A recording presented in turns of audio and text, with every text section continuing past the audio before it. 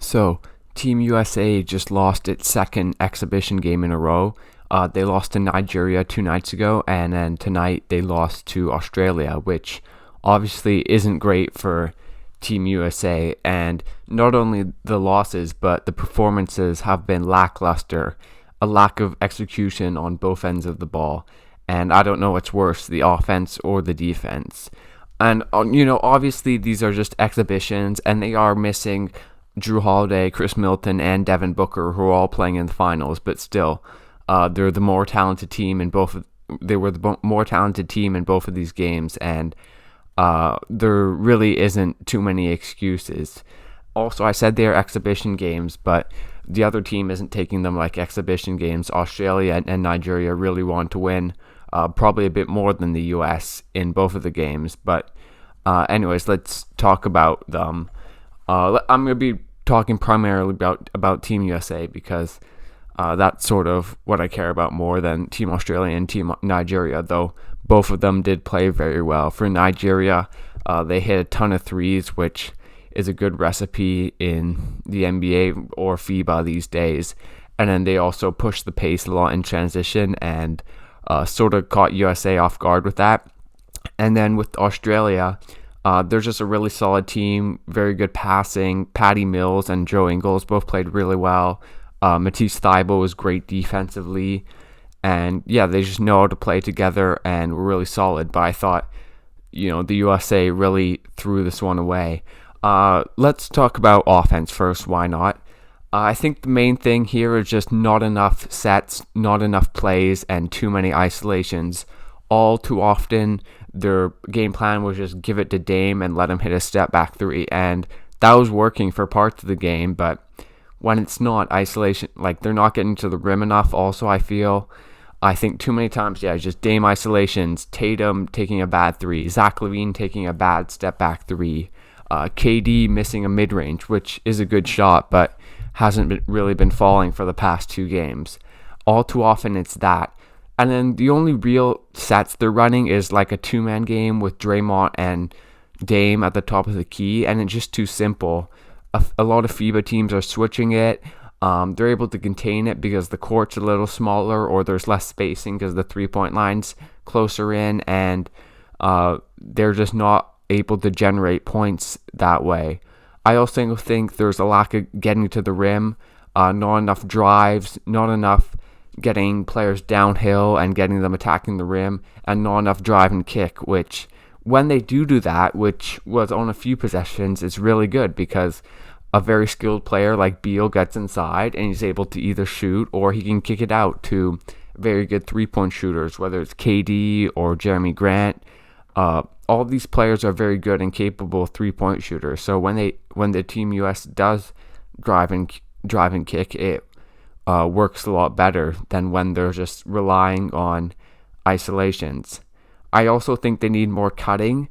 I saw Australia had a couple of really, really nice backdoor cuts, and the US, I know they did it a few times. Keldon Johnson, Jeremy Grant had a nice one, but they need to be doing it more. There needs to be more motion when someone is dribbling the ball. Like, it'll just be Dame isolating and everyone else standing around the three-point line, and you need spacing, but at least have a little movement. Like, I don't see why Jeremy Grant can't set a weak side pin down for KD, get something going there, or at least just make them switch, try and get a mismatch, and then you're posting KD on Patty Mills instead of Thybulle.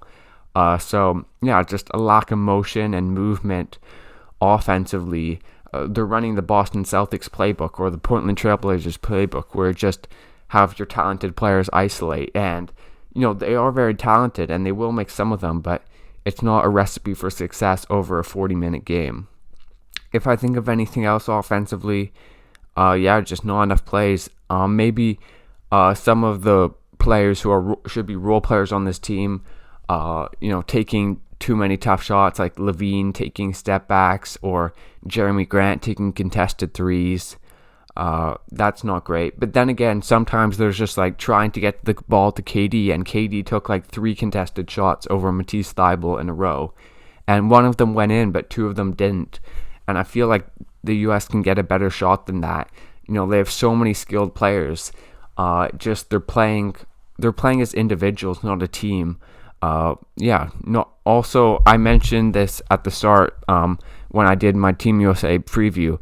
They don't have a real point guard out there who's looking to pass. I know Dame is a point guard, but I almost feel like they need someone to bring the ball up and get them into their sets. Dribble out top while there's like 2 pin downs for KD, or some floppy action, or just like, how about like a play that's for a backdoor cut for a lob, like just one of them every half, like really just anything that's not them standing around and isolating. That could have really helped. You saw what Australia did, or you didn't maybe if you watched the game, but they had Matthew Dellavedova able to bring it up, and he dribbles it off while Patty Mills comes off multiple screens, or while Ingles sets a back screen, then pops out for 3, or while Matisse Thybulle has a backdoor cut. And all of that led to them being the much better team tonight.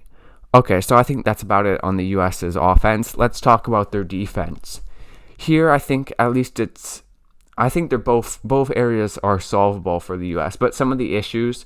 So they're switching everything, which isn't bad. They have quite a few similar size, similar skilled defenders, so it's not really the end of the world, especially when they have Draymond in there at center. I think that's why they do have Draymond in at center, because he can switch. But sometimes the switch, like there's miscommunications, or they're not doing it decisively enough. Like this was a bigger issue against Nigeria, I feel. They weren't switching decisively enough. They'd do like a casual switch, and then Gabe Vincent, or a Nigerian player, is already rising up for 3, or already able to put his head down and get inside, and it's just too late for the U.S. And then they either score, or the U.S. brings help and they kick it out for 3. The switching, I don't disagree with switching most things or everything, but they just need to be more clear and communicate better and do it more decisively. Also, maybe, I said need better communication. They do need to communicate better on both on-ball and off-ball screens. A few times, or more than a few times actually, Australia were just getting easy dunks off of backdoor cuts or off-ball screens. Like Thybulle had 2 of them, Ingles had a layup, and these are just simple miscommunication and mistake errors for the U.S. that really cost them.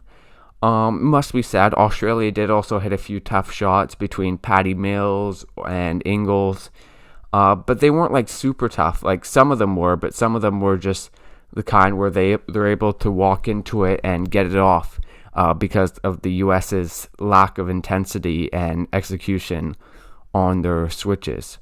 I also thought the U.S. were giving up too many threes and layups. Like they weren't forcing Australia into mid-rangers, which a lot of NBA teams do these days.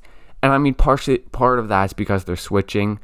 But I also think, maybe they need to do a better job of running teams off the 3-point line and being okay with semi-contested mid-rangers instead of giving up what they're giving up. I don't know if they're maybe when Bam is in there, you drop and go over screens. Maybe that's the answer. Maybe just switching it up a little bit defensively.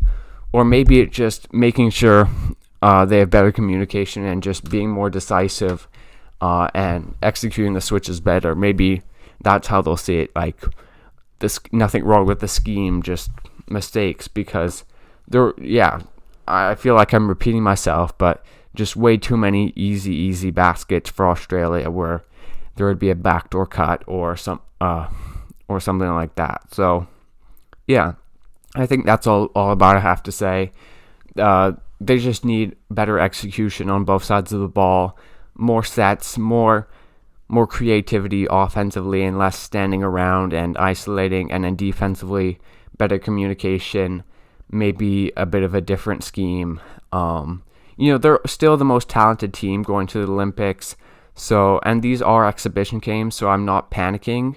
I don't really care about who wins, but I wouldn't be panicking if I was the US, but I think there's definitely things to improve, and this team has not looked very good. But anyways, thanks for watching this video, guys. Leave a like, subscribe to this channel for more basketball content, I guess. And I'll see you guys next time.